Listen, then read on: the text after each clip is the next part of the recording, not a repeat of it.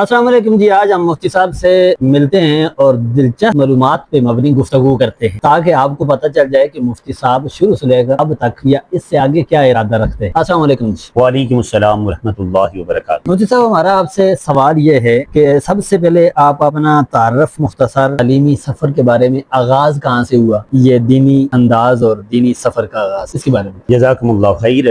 دینی سفر کے اعتبار سے اگر آپ دیکھیں تو 2001 کے اختتام پر تقریباً 12 سال میری عمر تھی اور 5ویں پاس کرنے کے بعد شعبہ حفظ میں نے داخلہ لیا الحمدللہ۔ قرآن پاک حفظ کیا اور اس کے ساتھ ساتھ جیسے ہی حفظ مکمل کیا ساتھ ہی مڈل کا امتحان اور اس کے بعد درس نظامی میں الحمدللہ شروع ہو گیا۔ رب تعالیٰ کا بہت فضل رہا ہے درس نظامی میں کہ 8 سالوں میں اس کورس کو مکمل کیا اور اس کے بعد تخصص کی ترتیب الحمدللہ وہ مکمل ہوئی۔ 2013 میں اپنی تعلیم سے فارغ۔ تعلیم کے دوران جو میرا سب سے پسندیدہ مشغلہ آپ کہہ سکتے ہیں وہ اپنے اسباق میں پابندی رہی ہے۔ سب سے پہلی بات، دوران تعلیم کون سا مضمون، جس طرح کے بندہ اسکول پڑھتا ہے یا مدرسے میں پڑھتا ہے تو مختلف اسباق ہوتے ہیں، مختلف کتابیں ہیں، جی مختلف شعبے ہیں، کوئی گرامر کا ہے یا کوئی حدیث ہے، قرآن ہے، تفسیر ہے، فقہ ہے، ٹھیک ہے، صرف ہے، نحو ہے۔ آپ کا سب سے فیوریٹ اور پسندیدہ مضمون کون سا تھا اور اس کی وجہ کیا تھی کہ جو فیوریٹ آپ کا؟ جزاکم اللہ خیر۔ تمام مضمون تو میں نے بڑی محبت سے پڑھے ہیں۔ ایک ایک کتاب میں نے جو حل کی ہے، یہ کتابیں میری سامنے جتنی آپ کے لگی ہوئی ہیں، یہ جتنی کتابیں ہیں، یہ اس میں درس نظامی کی بھی شامل ہیں، دیگر بھی میرے مطالعے کی کتابیں شامل ہیں۔ تو یہ سب کتابیں میں نے حل کی ہوئی ہیں۔ کسی بھی کتاب کو اگر آپ کھولیں گے تو وہ کتاب مستقل طور پر آپ کو بتائے گی کس صفحے پر کیا ہے، کیسے حل ہے، میں نے کب پڑھی ہے، کس تاریخ میں پڑھی ہے۔ تو سب کتابیں میری بہترین مشغلہ رہی ہیں۔ البتہ میرا پسندیدہ جو مضمون تھا وہ مناظرہ تھا۔ میں ہر کتاب سے اس کو مناظرے کی نظر سے حل کرتا تھا۔ میرے اکابرین کی جتنی عبارتیں اہل سنت والجماعت علماء دیوبند ہے، تو بظاہر کئی لوگ کہتے ہیں یہ موضوع بڑا مشکل ہے، لیکن رب کا اتنا فضل ہے کہ میں انگلیوں پر اس موضوع کو حل کرتا ہوں اور میں نے سب کو قرآن و سنت سے۔ یہ میرے پاس جو قرآن پاک آپ کو نظر آ رہا ہے اس وقت ہے، یہ اچانک آپ کے سامنے ہے، یہ درجہ ثانیہ میں نے لیا تھا اور آج تک اس قرآن پاک سے اگر آپ دیکھیں تو میں 26 مرتبہ ترجمہ تفسیر پڑھا چکا ہوں، 26 مرتبہ۔ تو میرا پسندیدہ مشغلہ تمام کتابیں، لیکن مناظرہ سب سے پسندیدہ مشغلہ۔ ہر کتاب کو مناظرے کے نظم سے حل کیا ہے اور اپنے اکابرین کی عبارات جتنی بھی ہیں سب کی سب قرآن اور حدیث سے میں نے حل کی ہوئی ہیں۔ درس نظامی کی کتابوں سے میں نے انہیں حل کیا ہوا ہے۔ اس کے سوا ایک دو عبارتیں ایسی ہیں جس میں نے فقہ کے مسلم اصول لیے ہیں، قواعد لیے ہیں، باقی سب عبارتیں میرے اکابرین کی قرآن اور حدیث سے میں نے حل کی ہوئی ہیں۔ اور مجھے اپنے اکابرین کی عبارتوں پر بھی مناظرہ اسی طرح لگتا ہے جس طرح کہ آپ یہ سمجھے کہ ایک آسان اور پسندیدہ فیوریٹ ڈش آپ نے کھانی ہو تو اپنے اکابرین کی عبارتوں پر بھی مناظرہ اس قدر آسان لگتا ہے کیونکہ ان کی عبارتیں ہیں ہی قرآن و سنت کے مطابق۔ اعتراض کرنے والوں نے تب کیے کہ وہ اسے سمجھ نہیں سکے۔ آپ جو یہ تعلیمی سفر کا اختتام ہے جی، یا آپ کی جو فراغت ہے وہ کس ادارے سے ہے؟ میری فراغت جامعہ اشرفیہ لاہور سے ہے۔ جامعہ اشرفیہ لاہور سے میری فراغت ہے 2012 میں، اور تخصص میں نے اپنے شیخ اور اپنے استاد اور مناظرے کے بھی استاد اور تصوف میں بھی میرے شیخ ہے حضرت اقدس مفتی مجیب الرحمن صاحب دامت برکاتہم العالیہ۔ رب تعالیٰ ان کی عمر دراز فرمائے، ان کے فیض کو ساری دنیا پر عام فرمائے۔ ان کے ہاں سے میں نے کیا ہے 2013 میں، اور 2012 میں جامعہ اشرفیہ لاہور سے میری فراغت ہے الحمدللہ۔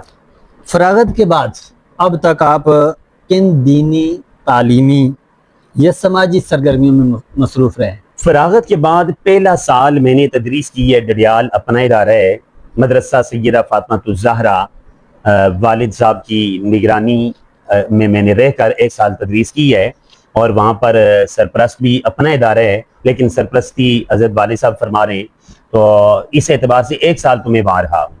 پھر میری شروع سے ہی یہ شوق تھا میرا کہ اپنا ادارہ ہو، اس میں کام کیا جائے، اسے بنایا جائے، اس میں آگے بڑھا جائے۔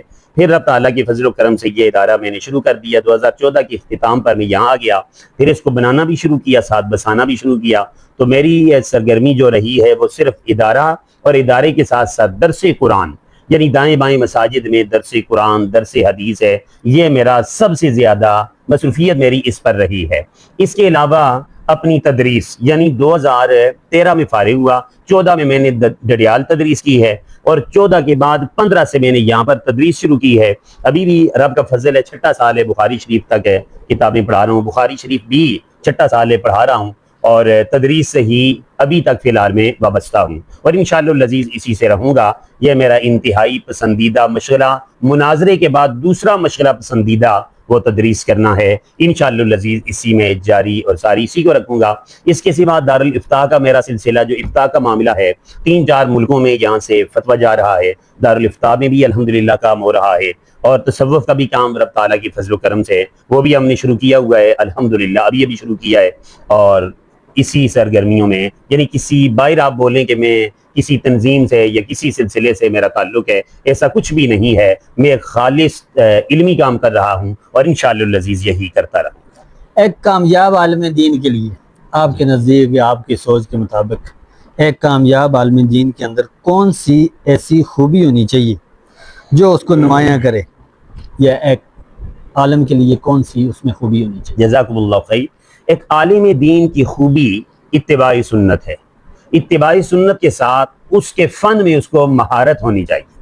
عالم دین کا فن یہ ہے کہ تدریس کے میدان میں اچھا مضبوط ہونا چاہیے، باطل کے اشکنجوں کو جانتا ہو، اور باطل کے جوابات قرآن و سنت کی روشنی میں مضبوط دینا جانتا ہو، اور اس کے جسم سے بڑا اس کا دل ہونا چاہیے، دلیری کے ساتھ ڈٹ کر دین کا کام کرے، مضبوطی کے ساتھ دین کا کام کرے، اور اس کام میں کسی کو بھی آڑے نہ آنے دے، اور کسی کو بھی رکاوٹ نہ ڈالنے دے، چاہے وہ کسی بھی سطح پر رکاوٹ آ جائے، اور اس کے ساتھ وہ مقابلہ کرے، اور ڈٹ کر دین کا کام کرتا رہے، دلیری سے، غیرت مندی سے کرتا رہے، تو میرے نزدیک یہ اس کی نمایاں صفات میں سے اچھی صفات۔ مستقبل میں آپ کے کیا منصوبہ ہیں، مثال کے طور پہ کہ امت مسلمہ کے لیے آپ کیا خدمات سر انجام دینا چاہتے ہیں، یا جس بمر میں جن حالات میں امت مسلمہ پھنسی ہوئی ہے، ایک مسئلے سے نکلتی ہے دوسرے میں پھنس جاتی ہے، یا ان کو اپنا مستقبل سمجھ نہیں آ رہا، تو آپ کیا سمجھتے ہیں کہ اس حالات میں امت مسلمہ کے لیے آپ مستقبل قریب میں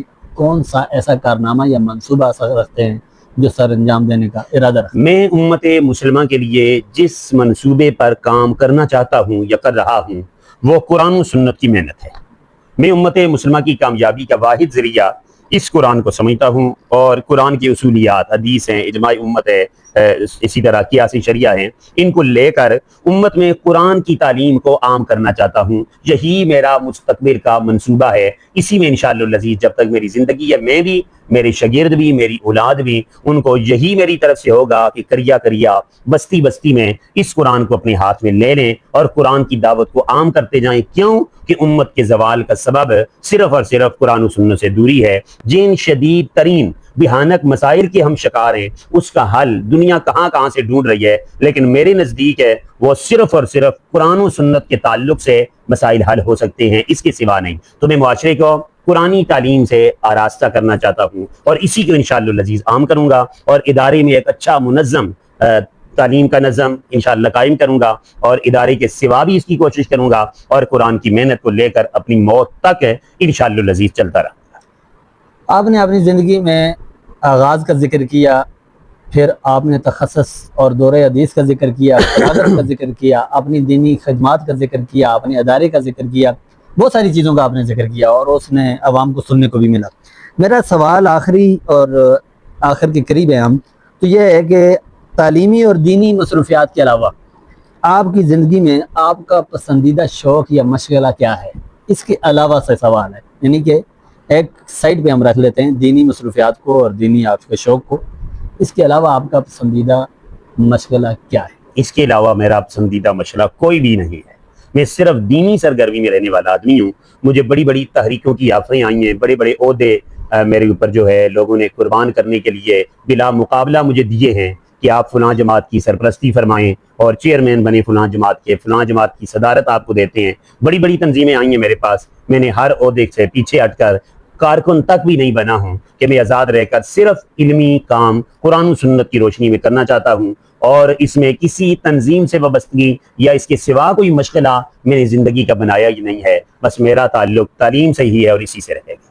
آخری سوال جی، کہ آپ نوجوان طلبہ جو ابھی پڑھ رہے ہیں، جو مدارس میں ہیں، کالجز میں ہیں، سکولوں میں ہیں، یا عوام جو شعور رکھتے ہیں، دینی جذبہ رکھتے ہیں، ان کے لیے کیا پیغام اور نصیحت کرنا چاہیں گے؟